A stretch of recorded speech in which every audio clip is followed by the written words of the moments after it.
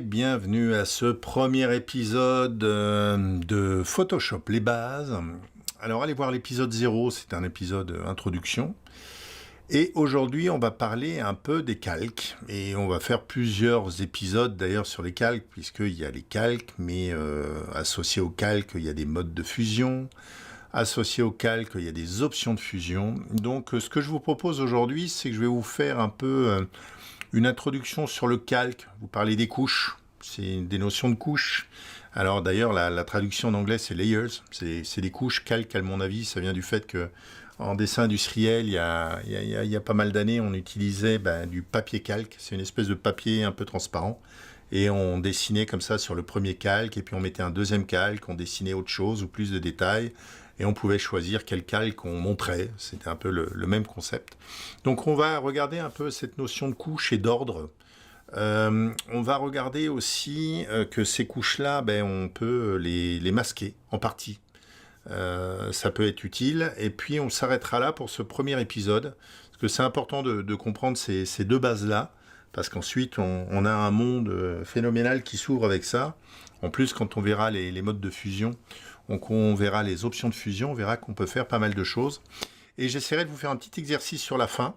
Donc à un moment, il faudra arrêter la vidéo, il faudra essayer de faire l'exercice, et puis si vous arrivez à faire l'exercice, c'est qu'a priori vous avez compris.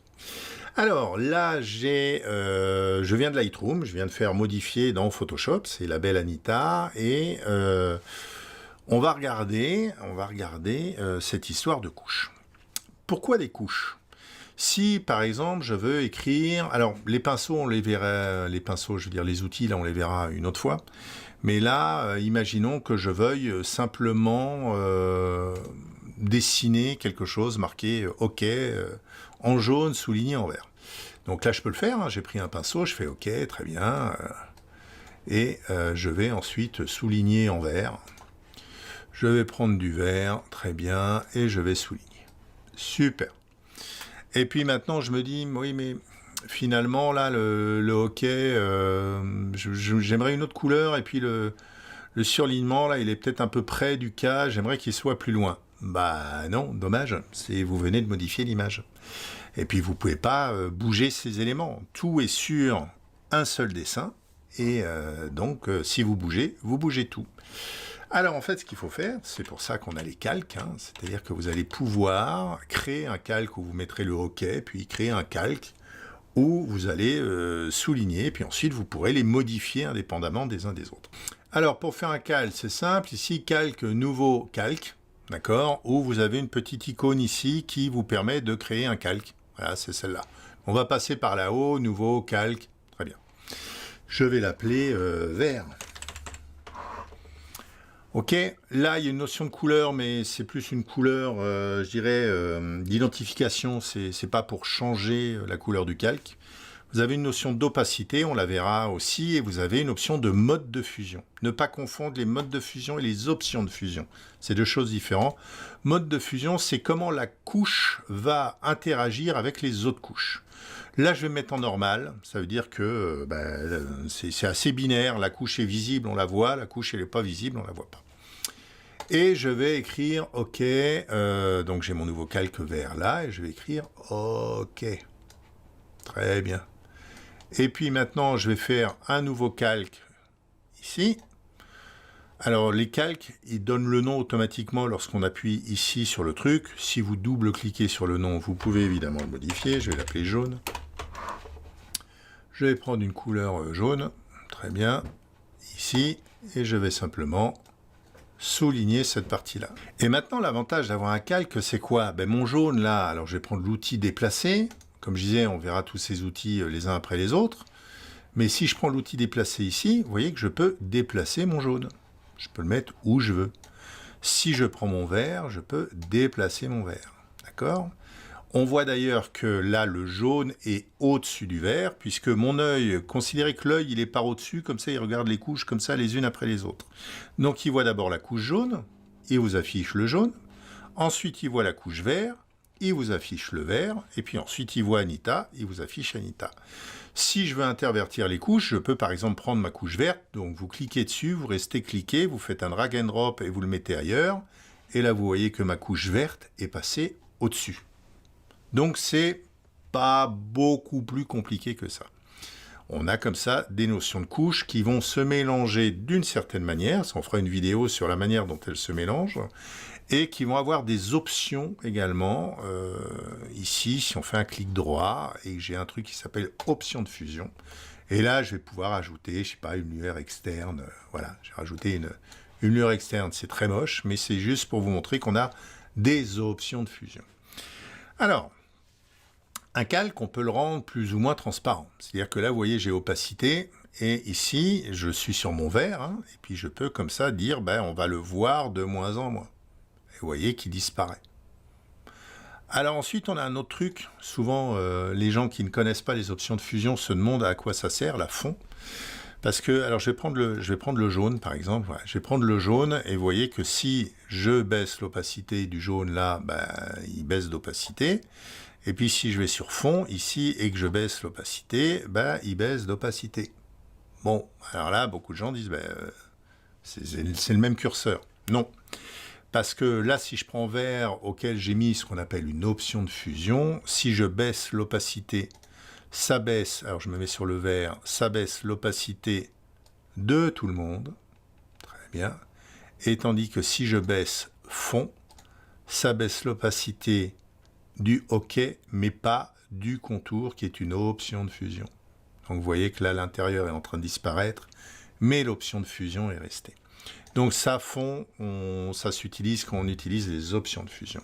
Ça, c'est la différence déjà entre les deux. Ça peut être utile pour faire apparaître une image dans un texte, ou avec, je dirais, une bordure, une ombre qui reste là. Il y a plein de choses qu'on peut faire avec ça. Associé, je vous ai dit qu'on allait parler du masquage. C'est important parce que là, la couche, elle est complètement visible. D'accord? Puis celle-là aussi. Alors, ce qu'on va faire, on va la remplir complètement en vert, ou on va créer un nouveau calque. Celui-là, on va l'effacer. Alors, quand vous voulez faire un truc sur un calque, vous cliquez, un clic droit dessus. Donc là, j'ai supprimé le calque. Je ne vais pas vous faire ces menus-là en détail. Soyez un peu curieux, faites un clic droit. Alors, on en verra, il y en a qui sont importants. Mais je veux dire, si vous cherchez à dupliquer un calque, ben, c'est simple, vous faites un clic droit, vous trouverez dupliquer le calque. OK, et puis là, j'ai un nouveau calque. Et si je bouge, on voit que... Alors là, vous ne le voyez pas parce qu'ils sont l'un sur l'autre. Ça a été copié au même endroit. Mais si vous bougez, hop, au miracle, j'ai un deuxième ici, le jaune copie. D'accord?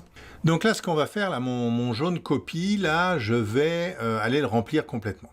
Remplir avec la couleur de premier plan, donc complètement en jaune. Bien.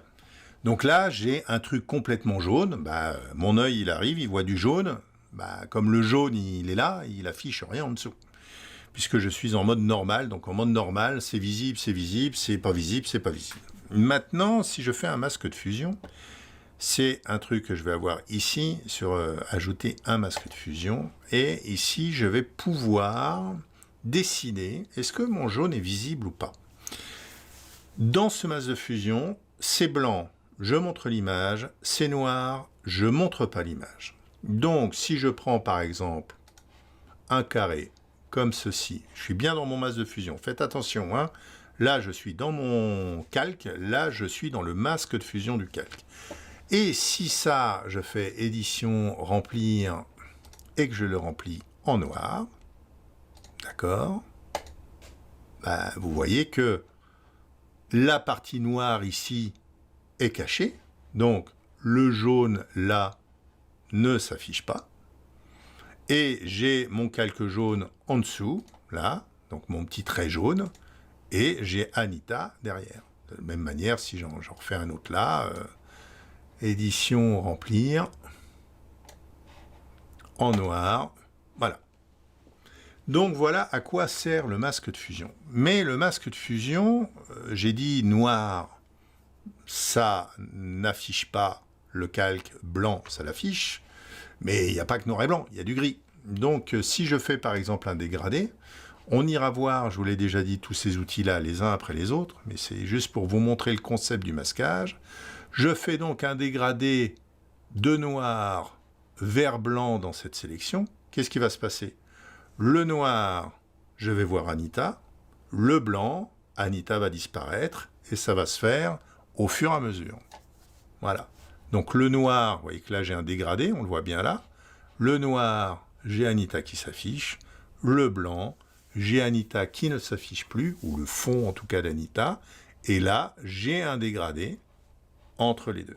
C'est deux concepts qui vont être utilisés un peu tout le temps dans Photoshop. Le calque. Donc là, on a vu des calques simples. On verra qu'il y a des calques de réglage. On verra qu'il y a des calques de remplissage. On verra qu'on peut faire des groupes avec les calques. Mais ça, je dirais, c'est des fonctions un peu plus avancées. Pour l'instant, on va s'arrêter là sur les calques et le masquage. C'est pas forcément la peine d'aller beaucoup plus loin dans un premier temps. Alors, ce que je vais vous proposer, c'est un petit exercice. Alors, je vais revenir avec l'exercice. Donc, voilà le petit exercice. Vous voyez que j'ai caché les calques, vous ne les voyez plus. Je veux que vous arriviez à reproduire ça, sachant qu'il y a donc 3 calques qui sont complètement peints. Donc ça, c'est important. Un en bleu, un en rouge, un en jaune. Mais ce qui est important également, c'est que je veux que vous arriviez à faire ça en mettant au-dessus de la pile le calque bleu, que vous mettiez ensuite un calque jaune et que le calque qui se trouve en dessous de la pile soit un calque rouge. Il y a une petite astuce, parce qu'autrement, ça serait trop facile.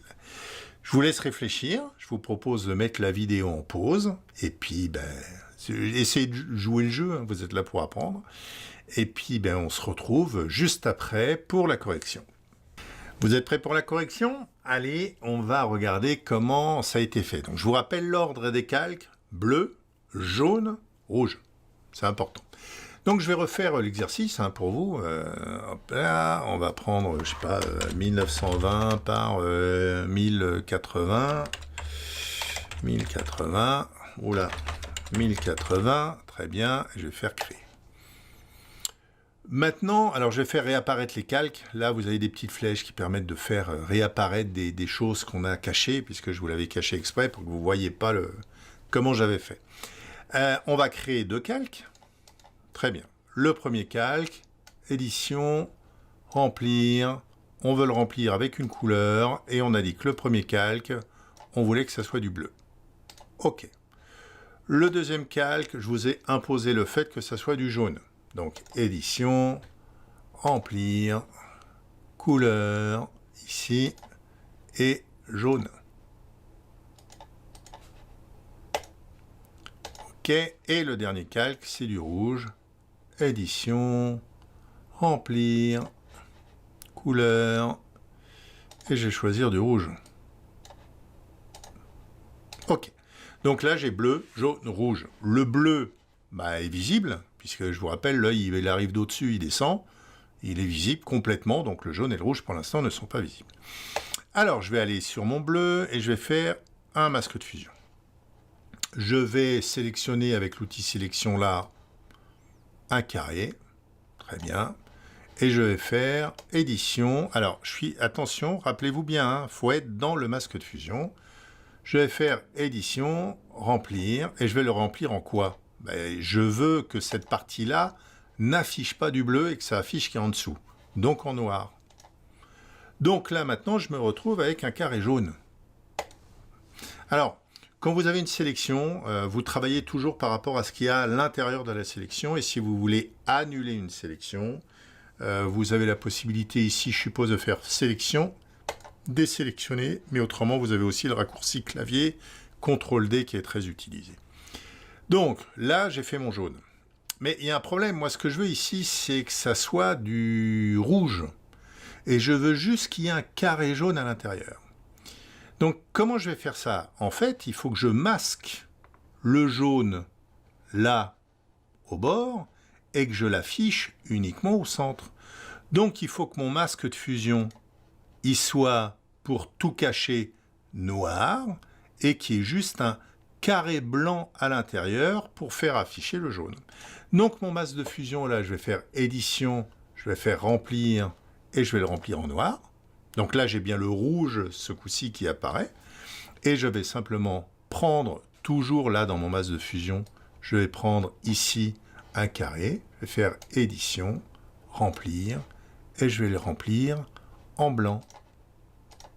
Voilà, bleu, rouge, jaune, ce qui était l'exercice au départ. Donc, le bleu ici s'affiche bien partout où il y a du blanc. Au niveau du noir, ça affiche d'abord le jaune, mais toute une partie du jaune est cachée.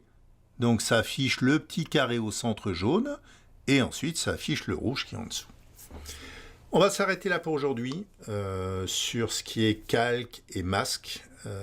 Comme je vous l'ai dit, c'est vraiment la base de Photoshop, c'est calque et c'est masque. On verra qu'il y a d'autres types de calques, les calques de réglage, les calques de remplissage, on verra qu'il y a des calques dynamiques, on verra qu'il y a plein d'options. Mais pour l'instant, essayez déjà de digérer ça. Ça s'appelle les bases, donc c'est pour les débutants. Et on verra le reste un peu plus tard au fur et à mesure. Ça va vous permettre très rapidement, ça, de pouvoir mettre du texte sur des images, de rajouter des éléments à droite à gauche ou de faire des petits trucs sympas. Alors on verra qu'il faut aller un peu plus loin pour que ça soit réaliste. Mais dans un premier temps, essayez déjà de digérer ça, cette notion de couches, où on rajoute les couches les unes après les autres et où on affiche les couches aussi, on décide dans la couche ce qui va être affiché. Je m'arrête là pour aujourd'hui, on ne va pas y passer plus de 15 minutes à chaque fois, et puis j'espère que vous avez fait l'exercice et que vous l'avez réussi. Merci, au revoir.